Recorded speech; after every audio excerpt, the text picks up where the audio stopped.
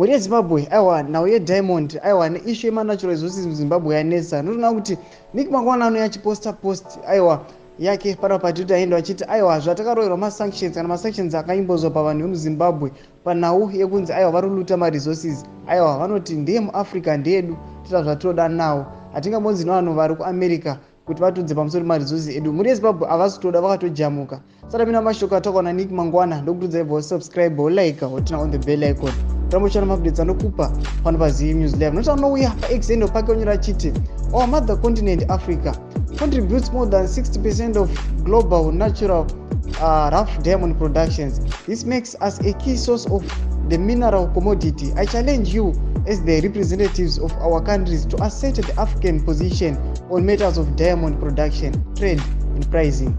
We are an independent continent and those from overseas must talk to us as equals. The proposed unilateral restrictions on the trade of natural diamonds being imposed by some market players are unacceptable.